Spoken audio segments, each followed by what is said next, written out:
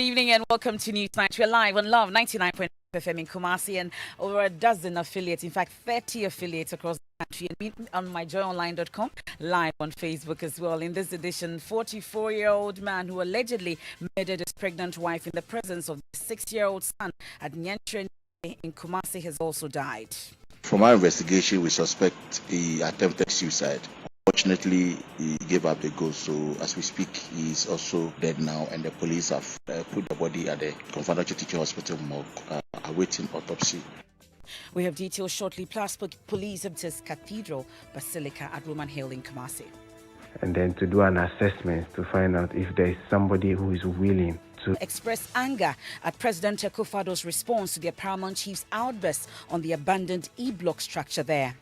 I carry this message to the Minister of Education that come February, I want this school to be open.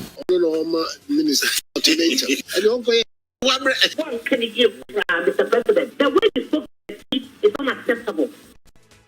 Meanwhile, the Education Ministry has rejected claims the project has been abandoned. We have details of it as he hints of efforts to find lasting solution to access legal education. There's no space in the law school for them. This is the problem. So there are others. There are several others before them. We have details of that. And in business, Ghana Private Road Transport Union ties increment in fares to not remove it. Believes the Black Stars have what it takes to win the FIFA World Cup. And then later, dancehall artist Shatta Wale to spend 7 more days.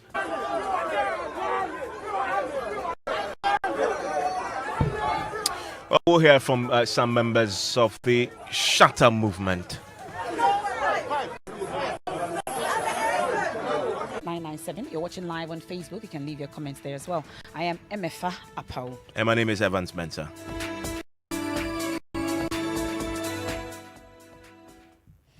And tonight, the 44-year-old man who is alleged to have met close to Sofo Line in Kumasi and fled the area, forcing the police to intensify search for him. He was later captured in Kodie in the Ashanti region. ASP Godwin Ahianyo speaks for the Ashanti Regional Police Command. Wife Nyantre took ill yesterday, was taken to the Confederation Teaching Hospital. It was later found out that he had taken some suspected to definitely he gave up the ghost, so as we speak he is also dead now, and the police put the body at the Ashanti Regional Police. My colleague Erastus Asari Donko has been following this incident for us. He joins us live. Erastus, first off, the concern for many is about this 6-year-old child that was left behind. Do we know what happened to him? Well, the details are a bit sketchy at the moment. What we know for now is that in the afternoon of Tuesday, when the school closed, the mom was there to pick him up. And so they couldn't find him. They searched everywhere. In fact, they formed a small search party led by one gentleman. They searched Fanti Newtown and its environs, all the area. The woman said she trades at Kejitia, so they were thinking he might have walked over to Kejitia. They went there, they couldn't find him. It was around this time that they... we'll get him back on the telephone line shortly, but we've had a few days now of some of them. There's another one that we'll bring you very shortly, where another killing. This time, of course, the story of this 3-year-old. That one, but let's return to the Nyantre Niase situation where we are told today that the 44-year-old man, Maxwell Bwedu, has since also passed on. We had details given by the police on this. So, Erastus, we're asking about... Mom. Mm-hmm. Oh, okay. So this 6-year-old was in a room when her mom asleep, and so he couldn't get out. Currently, in my last interaction with the grandfather, he's doing well. In fact, his uncle has taken custody of him and is taking good care of him. The news of his father's passing is yet to be broken to him, if it will be broken to him at all. In fact, they are boy, but currently he's doing well according to the grandfather. This particular incident must have generated a lot of talk among those living at Nyantre. Very quiet neighborhood. The man himself doesn't talk much, and so it came as a shock to them that he could, do something as dastardly as that. And so the whole community was taken by shock. The landlady herself could not believe that the man who she'd been having Bible lessons with at a point in time, who is capable of, committing such a crime. So it has come as a shock to many, including his own family, who have now gone to the deceased person's family with a bottle of snap to wish them well. And, this is coming as a news to them that they will also lose their relative.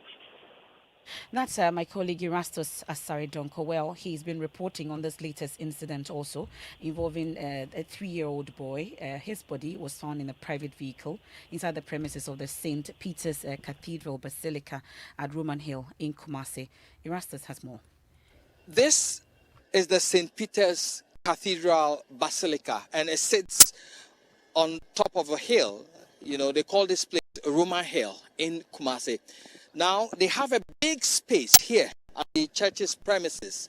Now, for time now, it has been opened to the public. And so members of the public, traders and other people can park here and pay a toll at the end of the month to the church. Now, this spot here is where the Toyota Corolla with registration number GE 760020 was parked. Now, behind this building is the St. Peter's Daycare Center, where from nursery to KG, you can find the children in there. Now, when it is break time or when they close, they spread around, some of them playing around this area. Now, we do understand that the vehicle which was parked here contained, the remains of the child in the afternoon when the mother came looking for him. Now, they had conducted a search by a team of people around this area over the street here to Fantin Newtown. Could not find the child. Found him in the vehicle after the owner of the vehicle came in and said she found the child inside her car. And that is where teachers, security men, and all the search people came in and identified the boy as indeed the one who was missing. Now, we are told by a member of the search team that when they found him,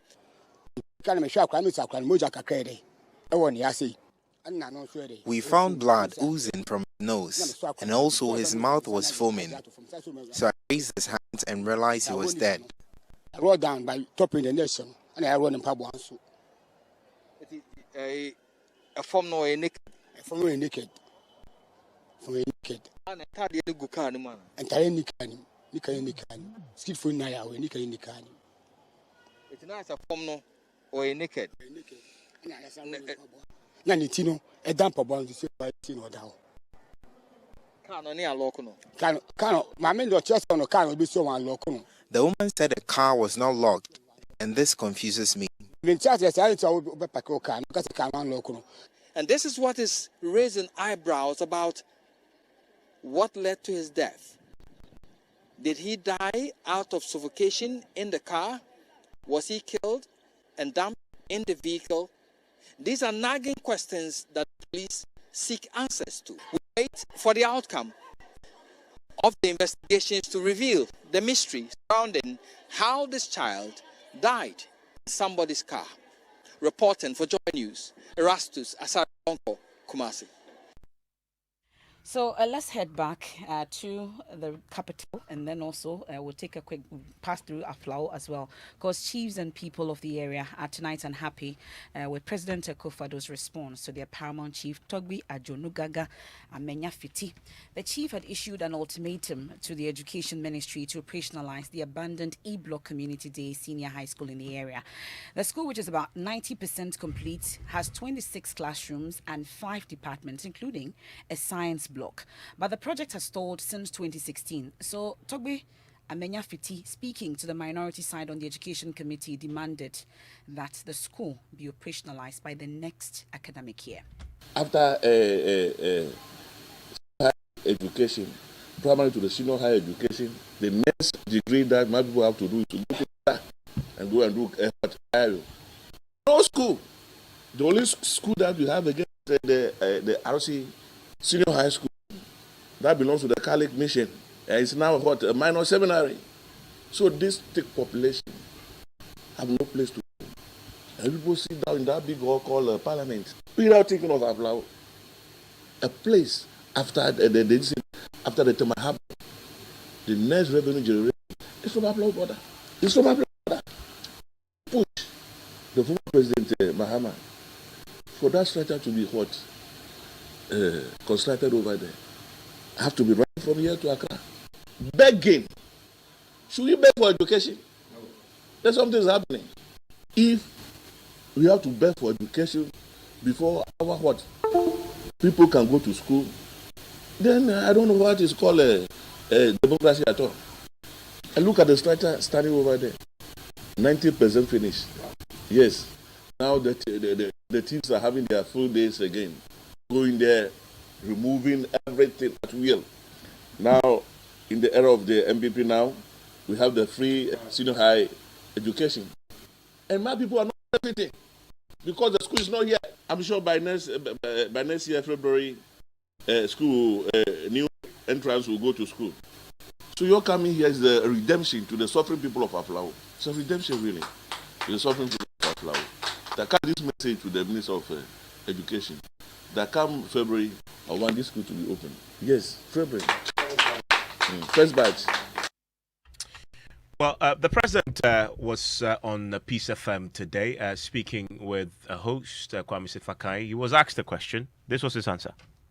Many of them. I think I'll find an opportunity to send you that many of them are being worked on across the country. Let me just take one, Mr. President. The one in Aflao where the chief himself has complained. On any one Aflao purchase, e-block, all my education minister up to February say, "Oh, my young baby." It's on the set. No, my minister. Alternator. Also,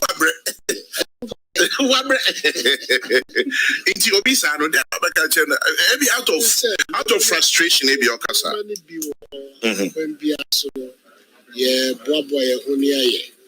As much as possible. I've given you these examples to let you see that, on the contrary, despite the propaganda, because one of the things that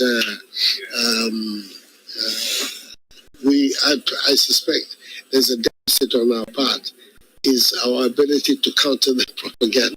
The propaganda takes over the reality of so many aspects of our national life. It's a pity, but we'll continue.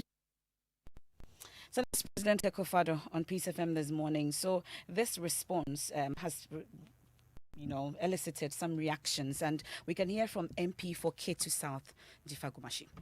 I do not know what happened to President Nana Ekofado in that studio. I am so hurt, as a custodian of our culture and heritage, something to me should be focused to the way our president said. In the same way, I will support or I will speak disrespectfully towards him. This, as he said in the Jojo, one can you cry, Mr. President? One can you cry? The way you spoke to the chief is unacceptable.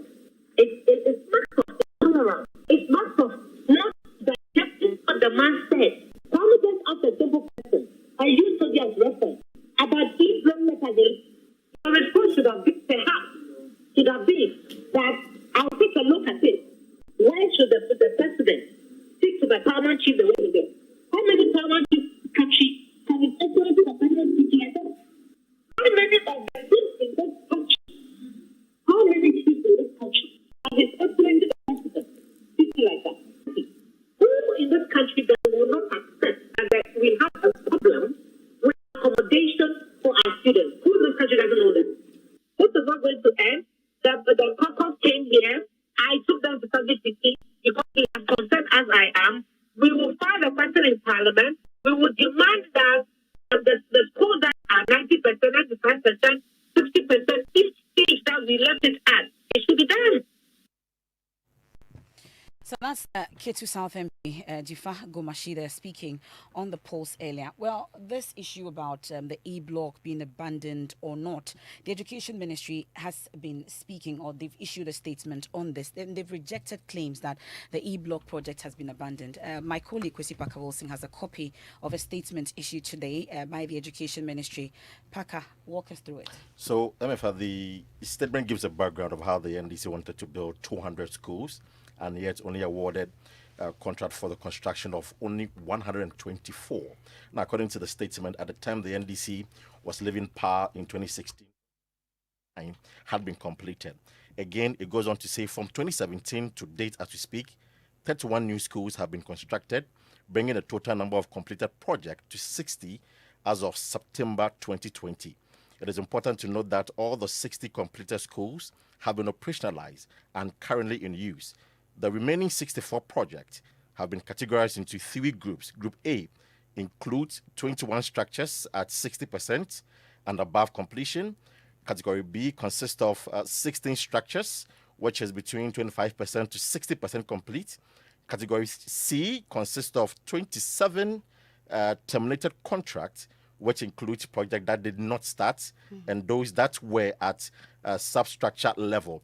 Now, finally, says that it is therefore inaccurate to suggest that the schools or the community-day senior high school projects have been abandoned. Government of Ghana or the Ministry of Education remains committed to completing all the remaining projects, and then they attach a number of the projects that have been completed and those that have been ignored. Okay, well, so that's attachment, for instance, Evans, with Secondary Education Improvement Project. The number of contracts, they say, is 23. From 2014 to 2016 is 7. Then 2017 till date is 16. So the total number of completed projects under that is 23. With the Government of Ghana, GOG Phase 1, we have 50 awarded, 22 as of 2014 to 2016. And then 2017 till date is 5. And the total number of completed projects is 27. And then with the Phase 2, still under Government of Ghana, the number of contracts is 51. 2014 to 2016 is 0. 2017 till date is 10. And then the total number of completed projects is 10. So in total, 124. That's the number of contracts awarded. Between 2014 and 2016 is 29. Then 2017 till date is 31. So the total number of completed projects, 60. That's according to the Ministry of Education. I want to bring in Dr. Clement Park. He's a member of the Education Committee in Parliament. He's part of the group that toured the country inspecting some of these e-blocks and raised some of the concerns, questions about structures abandoned. Joins us on the line now. Dr. Park, thank you for your time here on Newsnight. Yes, good evening to you, Evans. Good evening to listeners. So the details as provided by the Education Ministry provides evidence of 31 of these e-blocks having been constructed since 2017. Isn't that evidence to dispute the claims that have been put forth that the e-blocks have been abandoned? This government have actually constructed 31 of the ones that you left. The information put out by the Ministry of Education is inaccurate and somewhat misleading. First of all, it is not the case that the Akufo-Addo-Bawumia-led MPP government constructed from scratch any new e-blocks. If they say they completed e-blocks, that some e-blocks that were started under the Bawumia-led NDC government are contest. So it's important to put that in perspective. And it is our argument, and the reason why we decided to go on the tour is not that these blocks have not been completed or e-blocks have all been abandoned. The evidence is there to show. You have a document, and I've complemented that by taking that. Even the e-blocks that this document claims were constructed by this government were not. They were a continuation. But it is also true that there are several e-blocks which have been abandoned. And we ought not to run away from that. But the government indicates that the remaining e-blocks that are yet to be completed are at, in fact, they put a number to this. This is 61 of them left to be done, and they are at various stages of completion. Some of them, contracts have been terminated, and they put a specific number to that too. So when you say abandoned, it runs contrary to the fact that they put forward that they are actually intending to pursue these, and they are at various stages of completion. If you had allowed me to finish my earlier submission, I would have explained this. You see, if you look at our work and the way we titled it, we were not just looking for abandoned e-blocks, but we have seen abandoned e-blocks. We have seen e-blocks where work has reached 80, 90% and has come to a standstill because contractors have raised several certificates and they are not being paid. We have seen e-blocks like the one at Akeswa, which was completed and handed over last year and has not yet been put to use. So when we say that e-blocks have been abandoned, we have every reason to because we have the documentation. And I can give you examples. If you go to Obopa in the eastern region, clearly that e-block has been abandoned. And I can send you videos and pictures. If you go to Sekeswa, the same story. If you go to Goi, in the Greater Accra region, the same story.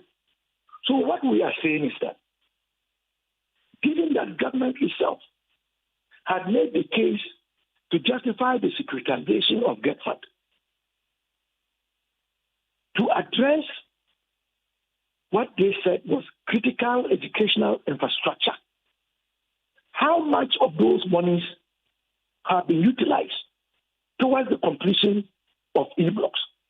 And why is it that contractors are being paid when some have done work up to 70, 90%? These are legitimate questions that ought to be asked. Because these facilities, when completed, clearly will reduce the pressure on academic infrastructure in as far as the secondary school sector is concerned. Parliament is back next week. You intend to get answers to this using your powers granted you in Parliament? Yes, we will. But we are also going to be asking for accountability in terms of how money is given to GetFund to work on matters of this nature have been utilized. But quite honestly, Iran played the president's voice in response to the chief, Togo City. I think it is most unfortunate. The president ought to withdraw that comment and apologize, because that is the best response one can expect from the person who is handling our public resources. The chief does not hold our resources in our trust. He doesn't superintend over taxes collected by the state. He doesn't appoint the finance minister. And the chief, like every single Ghanaian citizen, has the constitutional right to demand that the president of the day addresses the needs of his people. And I am shocked at why the president would have chosen the kind of response that he gave. That is not right. He is not setting a good example for the youth of this nation. And that must be said in plain words. I'm grateful, Dr. Clement Apak there. He is, of course, a member of the Education Committee in Parliament from the minority side, and they've been touring the country inspecting the e-blocks. Let's hear from you. We'll be sharing your thoughts very shortly. 055-1111-997. Now, there is no space. You had intention of going to law school? No, please. Okay, no, okay. I just like. Well, there's no space, by the way, even if you did. There's no space. Yeah. There's no space in the law school for over 400 students who were denied access to legal education by the General Legal Counsel. That's according to President Ekofado. Now, some aggrieved law students this week, we know, hit the street to protest what they describe as unfair treatment by the General Legal Counsel. Now, this year, just 790 out of 2,834 candidates were offered admission, even though an extra 499 of them secured the 50% pass mark. We can hear from some of them. Expect our leaders to give us the opportunity to open legal education up so that we can acquire the necessary skills, move into our own businesses. So we are positive that the authorities will listen to us and give us positive results. Well, the Deputy Chief of Staff had response for them. Emmanuel Bosman assured that the fate of the law school students will be dealt with holistically as the matter has been forwarded to the Attorney General. You being law students are more than aware of a theory that operates everywhere called the separation of powers. Ordinarily, the presidency would not want to extend its jurisdiction into the remit of the judiciary. Ordinarily, we will not want to do that. But to the extent that His Excellency the President swore an oath on the 7th of January, which includes the protection of the rights of each and every citizen in this country, he has to necessarily consideration of this. But it may be wise to also inform you that pursuant to your submission of the first petition, it has been forwarded to the AG for the necessary framework to be looked at in order. The Deputy Chief of Staff, Emmanuel Bosman, said yesterday. But today, the President on Peace FM also said efforts are being undertaken to find a lasting solution to the issue.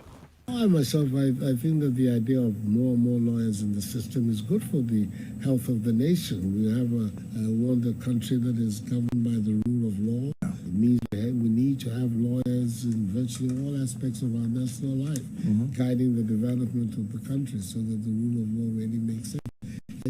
There are, as always in these matters, many complex issues that have to be determined, and the conversation is ongoing. And I'm hoping that soon rather than later, a solution is going to be found. Everybody seems to think that you should be able to give the solution, primarily because of the fact that you are a lawyer, one of Ghana's most celebrated lawyers. Now you're president, and wow, profession, and as and year on year. I think it's a reasonable expectation. I'll not run away from it. I think it's a reasonable expectation to see that this is a good moment for these matters to be resolved. And all I can say is that, God willing, by the time I come back here the next year, substantial progress will be made in trying to deal with this. So what happens to the 499 right now? For the time being, there's no space in law school for them. This is the problem. So there are others. There's several others before them who unfortunately fell into the same pit. It may be that this group have decided to be more vocal than their predecessors. President, you're being very honest, which isn't what we hear from the Ghana School of Law people. What can say, Mrs. Here? There's no space in yeah, but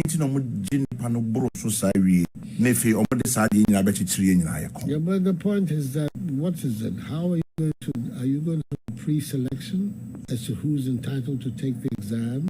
You can't do that. You could only operate on some sort of situation whereby the first X or something from the numbers. I mean, are the ones who are admitted. It's difficult. That's President Ekofado on Peace FM today. Let me bring in Hassan Asari.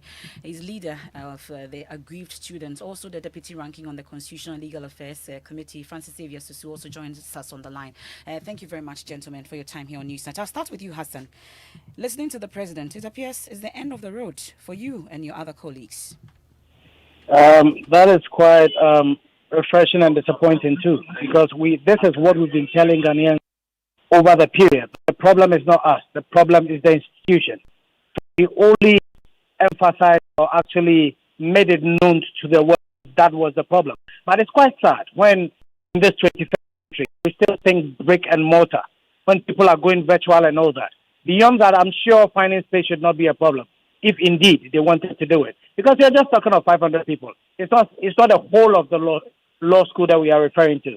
So it's quite depressing, but we'll look at other ways and means to possibly still press on with our call. Because you see, it's a sad to know that we have passed the exam and we should be given access or be admitted back for space. That is quite sad and disappointing. And this is not beyond us. We can find a space if we want to. So we'll still go back and see what we can suggest to make this happen. That is quite disappointing. Well, Mr. Sosu, for some, this is the kind of truth you should be speaking or telling the students rather than encouraging them to do what you're doing. Can you kindly say that again, please? I'm saying that we've been hearing from the president today. He's mentioned that there is no space. At least there's no hope for the 499 students. They would have to wait another time. But I'm saying that there are those who say that for the likes of you, deputy ranking, you're a lawyer as well. This is the kind of truth you should be speaking to such students. Well, I think that that statement today was completely unfortunate. I don't know about what is truth. We are talking about a problem that has lingered with us for more than, let's say, the last 3-4 years. It simply means that there is a lack of leadership. It means that we are not showing leadership. So it's not about consoling ourselves by simply saying that we don't have space. So when we admit them, where are we going to put them? We must begin to think outside the box. We are talking about a lawyer to population ratio of over 1 to 7,000. We are talking about a situation where we speak now. The legal aid scheme has less than 50 lawyers across the country. We are talking about a situation where every MMDA is supposed to have an in-house lawyer, and yet we do not have them across the country. We are talking about a situation where police should be prosecuting by lawyers, but because we don't have sufficient lawyers, police are having police prosecutors and having challenges with prosecution. So please, let us begin to think out of the box and find solutions. What would be better than simply saying that because of the urgency of the situation, the school is reorganizing itself to either a shift system, or that the president is going through the attorney general, going to ensure that other faculties that are running the LLB and have the capacity, or they should bring proposal to let's see those who have the capacity to run the law school program.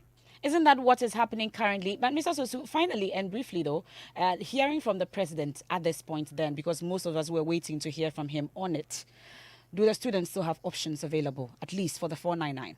They do have options. I think I'm completely disappointed. I think that the students, beyond the students have already petitioned Parliament.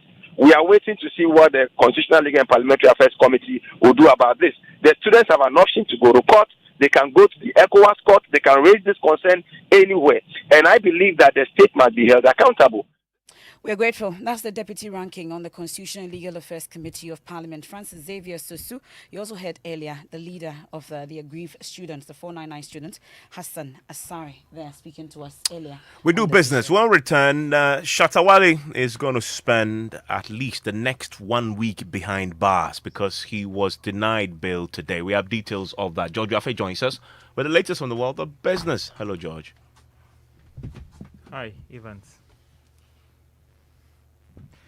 Well, coming up in business, we'll be telling you more about some proposals on the table with respect to whether we could be soon having the current challenges with some of the power supply in the country, and the Ghana Private Road Transport Union ties increment in fares to non-removal of taxes on petroleum products by government, but rejects reports that it is actually going up this Monday. And is doom so over, and is government now looking at the option of reducing some taxes on petroleum products? Stay tuned for details. The business news on Newsnight is brought to you by MTN Business. Welcome to the new world of business. Kingdom Books and Stationery, your number one-stop shop for all your office essentials, and Allianz Life. All SIM cards in Ghana must be registered with only the Ghana card. Yes, only the Ghana card. You will not be able to make voice calls, use mobile money services, internet, and all other services to your SIM card if you don't. To register, dial *404# and follow the prompts. You will be required to send the following details on your Ghana card: Ghana card number, surname, first name, date of birth, and sex. You will then receive a special code which you will present to your nearest service provider agent or customer care center for your biometric details to be captured. Remember to add your digital address. Dial *404# on your phone to start registering your SIM card today. For more information, contact your service provider on 100 or the National Communications Authority on toll-free number 0800 110622. Register your SIM card to stay connected.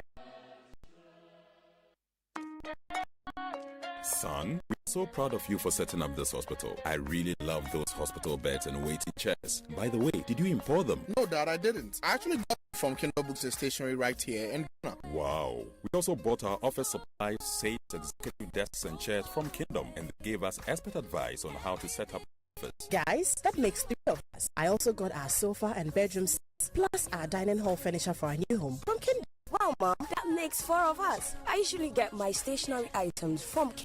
And my teacher also mentioned that a classroom furniture was provided by Kingdom. So there you have it. Whenever you're thinking about setting up an office or acquiring furniture for your home, etc., Kingdom Books and Stationery should be your first point of.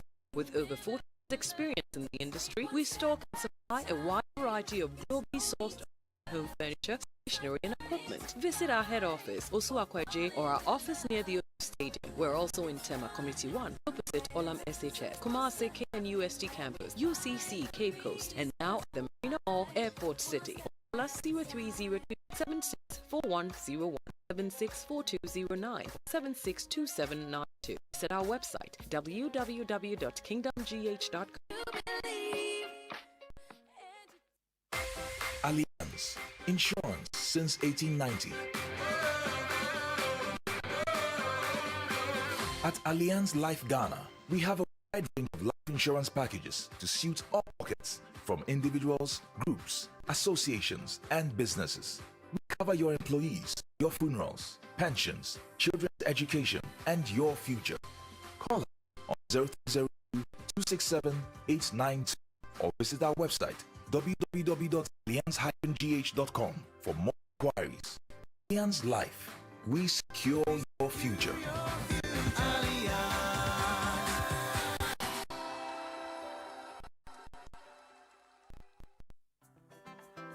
Are you looking to source for fresh quality fruits and vegetables? Connect to the right agribusiness and explore opportunities in the agriculture sector.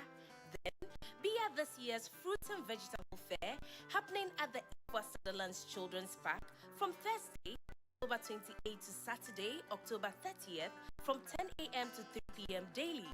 Theme: Enhancing Horticulture Trade Patterns in the COVID-19 era. There will be seminars on food safety and horticulture related challenges. Catch us live on Facebook and Instagram. The fair is in partnership with the Chamber of Agribusiness Ghana, Soko Center, Popcorn Media, and Agri Today. Attendance is free. Come one, come all.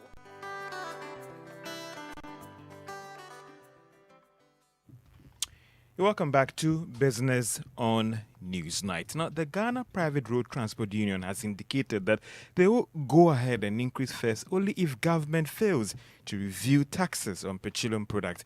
It is, however, rejecting reports that fares are going up this Monday. The union argues that the current cost components are making it difficult for most of their members to operate. Godfred Bonari is a General Secretary of the Ghana Private Road Transport Union and said they are actually awaiting an official letter that has been sent to the Ministry of Transport before they react.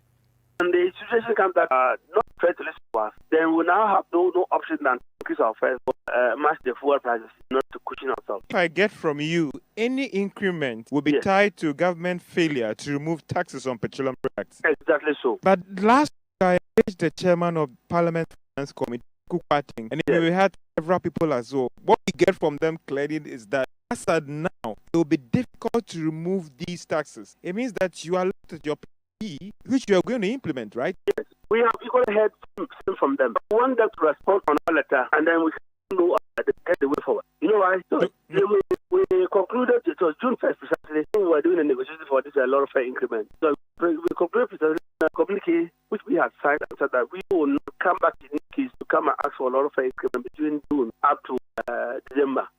But government on this part should also do well to make sure fuel prices become stable between this period and then and December. Gobiri is the General Secretary of the Ghana Private Road Transport Union. Now, what's the state of the country's energy sector, power distribution as well? And is government now looking at the option of reviewing some taxes on fuel if it actually wouldn't hurt its revenue? Well, join us on PM Express Business Edition tonight as we engage the Deputy Minister of Energy, Andrew Japamaisa, on these issues, Emifa, and the debate is still going on. Yeah, the hikes and on petroleum products amongst others. So we're all allowed to send our questions. Of course, and also whether there's doomsday or doomsday is over, and what about the current debt of the energy sector in the energy sector? And what about the funds that we've accrued? You're right, and whether tariffs are going up or not. We're getting all these details when we engage the Deputy Minister of Energy, Andrew Japamaisa, on all these issues on PM Express Business Edition at 9 p.m. on the Joy News channel on Multi TV. Now, Chairman of Parliament Finance Committee, Kweku Kwating, has signaled his intention to fast-track the passing of the tax exemption bill to check the practice of exemption. Now, the country is said to be losing about $5 billion every year due to reliefs extended to foreign firms that want to operate in this country. Kweku Kwating says the time has come to change this practice. So there's a general sense within the Finance Committee now that we need to do something about these tax exemptions. And we're waiting almost impatiently for Ministry of Finance to bring the revised tax exemptions bill. And once they come, we would tighten it up further if it is not as tight as we think is needed, and then pass it, and hopefully it would signal those who are always seeking exemption that Ghana has changed its policy in this regard. If you're doing business in Ghana, you have to pay your taxes. So on tax exemptions, I'm totally with you, and we will do whatever is within our means to ensure that Ghana gets a better tax exemptions regime. You mean that fast-tracking the process I should get from you to ensure that this is done? Yes, when it comes, we would work as quickly as we can. Kweku Kwating is Chairman of Parliament Finance Committee and a former Deputy Minister of Finance. Now, the Deputy Minister of Finance, Abdullah Asari, is pushing for more private sector support for the National Lottery Authority operations and program, coming on the back of the relaunch of its Caritas Lottery platform, which allows the corporate entities to partner with the authority to run promotions. Speaking at the program, Madam Asari said government is committed to supporting the development projects in the country. Therefore, the lottery impact should actually be assessed positively. The rebranding of Caritas platform to dedicate revenue to the Good Causes Foundation is a laudable initiative that will support investment in each of these areas, that is sports, the arts, and charities. It is a laudable initiative, especially in this COVID or post-COVID era, which has brought harshly to us the reality that we all have a special duty to give back to society. Deputy Minister of Finance, Abna Osei Asari. Now, a Great Development Bank has handed over fruit juice manufacturing company Kumfi Fruits, tractors and other machinery to support the expansion drive of the factory. The equipment included 2 bulldozers, 10 tractors, and 2 delivery trucks and a 1 trailer. The bank did this when it paid a working visit to the company. Richard Kutunyako has more. To enable them expand their production capacity. Currently, the factory's production capacity is about 5,000 acres of pineapple, and the government flagship One District One factory is cultivating 5,000 acres of pineapple plantation to enable them expand their production capacity. Currently, the factory's production capacity is about 10 tons of pineapple per hour. Handing over the equipment to the company, the managing director of the Agricultural Development Bank, Dr. John Kofi Mensah, commended them for their exploit and resilience in the agro-processing sector. He said the Agri Development Bank will continue to support such investments. We believe in sustaining these projects. Most of these projects import concentrates from outside the country. So we deem it fit that we should finance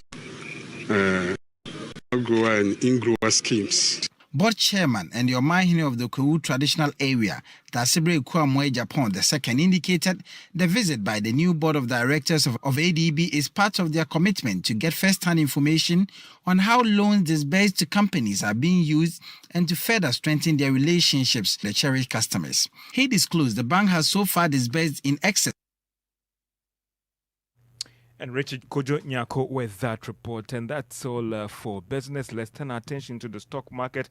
And whilst trading there was quite okay for most people. But if you look at the fact that if you have invested on the market from January to date, your investment might have gone up by a little over 46% on investment on the market. So MFA, let's make a date at 9 p.m. as you engage the Deputy Minister of Energy, Andre Japamaisa, on energy issues, power, oil, and taxes on petroleum products. Everything. What is the way forward? Energy here, energy there. Energy everywhere. And that's on the Joy News channel tonight. Let's take some of your messages. Well, we are all human beings. The president is human too. It was very clear he wanted to say London site and not harbour. He's just being honest, and that is all the Ghanaians want. And the one here from Jones, says the president was only interested in their vote, talking about visibility. Mr. President, didn't you do visibility before making the promise? Best managers of the economy, indeed. And ECM Bonsu of Tema Community 4, he says that the Cape Coast, you should tell Adam that Cape Coast is not Central Region.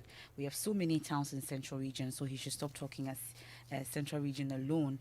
I'm sure he's referring to the man you spoke to on Top Story about not accepting the president's apology. AU Farouk in Tamale North says the legal education in Ghana is totally a monopoly approach managed by government officials. He says Kofi Mensah says politicians and their logic is the president saying that the NPP has put the cart before the horse on the issue of the Cape Coast Harbour. These politicians, he says. Well, we have Abuchi Phillips says the youth in the Volta region, we are not happy about the comments made by Nanado to the chief at Aflao. This one from Musa says journalists should help us to solve this abandoned projects issue. This Nana Kwama says Nanado has shown that he is indeed an honest politician by accepting he erred in that interview in Cape Coast. President has earned my respect 8,000 times. And Jackson Gilano says, if there's no space, leaders in the country can't create space. He's asking. I like Ghana in Africa. And Sam Banaman in the US, he says, President Kofado's response to the chief was very unfortunate. I think the president was just making a joke with his answer.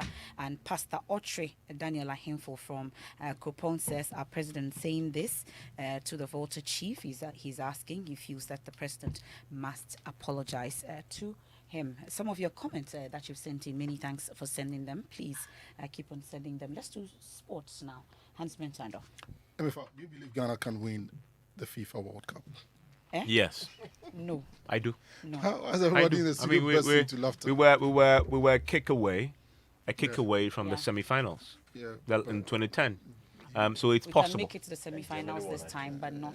We can win the World Cup. Everything is possible. Everything is possible. We saw Leicester won the Premier. Leicester won the Premier League. But if you break it down and try to gauge the degree of that possibility, you know. Yeah, of course. Please, of course. Of course. If you have to. The question was, can we? Of course we can. Okay. Will we? That's a whole different conversation. Manchester United win the Champions League. Will? Yes. No, will? Can No, we can. Okay. We can. Okay. Right. We can. I mean, we can, definitely. So there seems to be a man who has so much belief in the ability of Ghana, and that is the president of the Confederation of African Football, Dr. Patrice Motsepe. He believes Ghana has the talent and resources to win the Africa Cup of Nations and the FIFA World Cup. Now, despite failing to win a major trophy since 1982, Motsepe is adamant that Ghana has produced some of the best talent in world football, singling out players such as Abedi Pele and Michael Essien. Ghana can win the World Cup, and there are other countries in Africa that can compete, and we want them also to challenge and win the World Cup. So if you put Ghana and Nigeria and Cameroon and Ivory Coast and Senegal and say compete, you are taking four of my. Let me tell you one thing. I'd like to see Germany. I want France. I want Italy, I want England in one group. And I want one of them to go and the others must fail. So the same applies to the women's football. I must say, I am so proud. Somebody was saying to me, look out, the women of Africa may win the World Cup quicker than the men of Africa.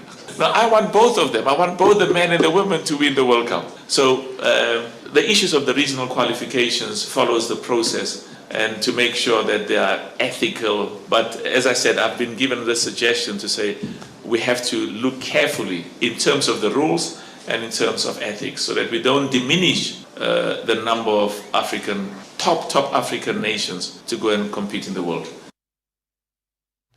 Dr. Patrice Motsepe is the president of the Confederation of African Football. Thank you, Hans. And you're still here live on Newsnight. It's Enjoy 99.7 FM. Well, that favorite dancehall artist of yours is going to be behind bars for one more week. I'm talking about Shatta Wale. And we, of course, had many of his fans today who were at the court to support him.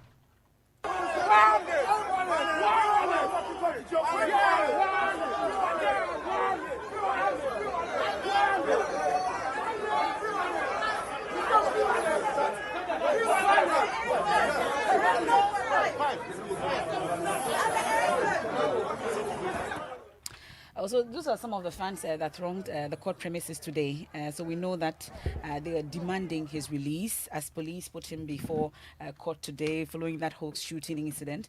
So the musician, known in private life as Charles Ni Ama Mensah Jr., pleaded not guilty for publication of false news and has been remanded for 1 week. Mapito Sibidi was in court. Let's go through proceedings today and the frenzy and everything that happened today. Mapito, first off, I want to know what Shatta Wale's demeanor was. Hello, Maps. Hi, if I can hear me? Yes, we can hear you loud and clear now. So tell us about Shatta Wale's demeanor today. All right, Shatta Wale's demeanor, I beg your pardon. When he walked in before the proceedings, he was very excited. He was a very confident, the Shatta Wale that we know. He was dressed in all white. Clearly, he felt like this would go according to his plan. But then after the proceedings, he was a different Shatta Wale. So the Shatta Wale that came in was way different from the Shatta Wale that came out. So he was very disappointed. Although he was cheering his fans on, he was a bit less energetic than he was when he walked in. So, speaking about his fans, many of them thronged the court like you've been reporting, and the hashtag Free Shatta Wale has been trending on Twitter. Let's talk about that. All right. So his fans, supporters, and observers are calling for his release. It's been trending at #1, hashtag Free Shatta Wale on Twitter. And the last time I checked, it was at 40,000 tweets. And some of the people like Soba Blanco on Twitter says, stay strong, Shatta Wale. God and Shatta Movement got you for life. Stay blessed. Hashtag Free Shatta Wale.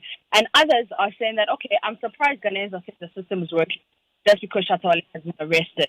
Hashtag Free Shatta Wale. Others are asking the fellow Shatta Movement folks to, put out the songs, inspiring songs from Shatta Wale, to tell Shatta Wale that, you know what, we are with you and you're not alone in this journey. And he's expected to reappear in court when? He's expected to reappear in court on the 28th of October, which is next week, Thursday. Okay, that's my colleague Mapitso Sibidi there. So what it means is he's going to be behind bars until next week, Thursday. Mm-hmm. Is he the one who sang the I Know My Level? Yes. Okay. Yes, please, he is. Oh, okay, I'm just checking. But will his brand be, affected by this? Yesterday, you put that question to entertainment pundits on PM Express. We can hear from George Quay and then, of course, Kwame Beko. Well, that's your answer. So for you, he will benefit off this? He's already benefiting. Okay. Now, and he's about to release an album. Okay. The man has gotten everybody's attention. It doesn't matter what happens with the police. I see Shatta Wale walking out and releasing his album, and the album is going to go ahead to be successful. I don't see him losing his Casa Preco deal. Or him Infinix. Yeah, I think his brand has already benefited. Of this? Yes. Interesting. Interesting discussion there yesterday on PM Express, and I don't know what your takeaway was yesterday, Evans, but the pundits, Andy Dosty, Kwame Beck, who is head of communications at Shatters, Benetton Music Group, which is for Stoneboy, amongst others, put forward some interesting, suggestions and comments out there. My level, it's bad. Maybe today I don't get nothing. Yeah, I mean, very interesting thoughts, of course, on PM Express yesterday. Apparently, this is something very common among those in the entertainment industry. You create a buzz by yourself. It appears that this one has gone horribly wrong. Fortunately for me on the show, Andy Dosty confessed he did one like that. He took his children to start shying away from him before he realized that this has gone terribly bad. He went very explicitly, of course. I mean, so he said this is pretty common, and that Shatta will benefit, and we shouldn't expect that this will go. I mean, remember the lady who went nude, also was prosecuted. He says they all agree that we should expect more of this. But definitely, I know my level is for Shatta Wale, right? Mm-hmm. Okay, and it reminds me of Atuguba. You see your real size. Okay. Well, and let's talk about some other stories now just before we wrap up. Ghana doesn't have a female team for rugby league, one of the world's most followed sports just yet. But my colleague Justice Baidu has been interacting with some young Muslim girls who are hoping to be part of the first player, or to become the first players to make it into a female rugby team yet to be formed. Out! Scrum! Set! Girls, hijab, and rugby league. Quite an unusual mix.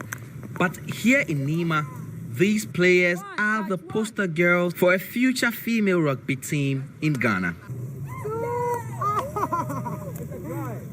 This is a red earth park at Kaukudi Junction in one of Ghana's largest Muslim suburbs. I'm Ida Aminu. I was born at Mamobi. Last try. Ida Aminu, 22 years old, lives in the slum and wants to make it into Ghana's first national rugby league team for women. She studied catering in school and is unemployed now, but she is a talented rugby player. Rugby is a nice game. For my community, Muslims, when they see you going to training, where are you going? They see you, as a lady, you have to be at home helping mother or doing some house chores, but you are saying you are going to church. What are you going to do? Like, so, and I said, they will say, sports in Africa, like Ghana here, won't take you to anywhere. So my friend, just stop and find yourself doing something. Like her, many girls in inner cities like Nima face a glass ceiling on their way up. When I tell people that like I play rugby league, they'll be like, fresh girl like you are playing rugby. So your body be like, I'm very turnover. Rugby league is a 13-a-side team sport. Knock on. Turnover. To score, a player must ground the ball behind an opponent's try line into what is called the in-goal area. Unlike football, it is played with both the hand and the leg. A lot of the girls in the Zongo communities are already involved in one sporting activity or the other. We are looking forward to getting to the international level, but then we are taking baby steps. Like Ida, many of the girls in Nima hope to shatter the glass ceiling, hoping their baby steps here will be the needed springboard. One, touch one. Justice Baidu, Joy News, Nima. And of course, that's Justice's report there, and that's how we end Newsnight tonight. My name is Evans Mensah. I am MFA Poe, and Personality Profile is up next today, and we're doing it from London. Lexis Bill is hosting Papa Wiswankuma. You want to stay for that? Oh, Papa Wiswankuma. Yeah. This is definitely something that you would love to hear.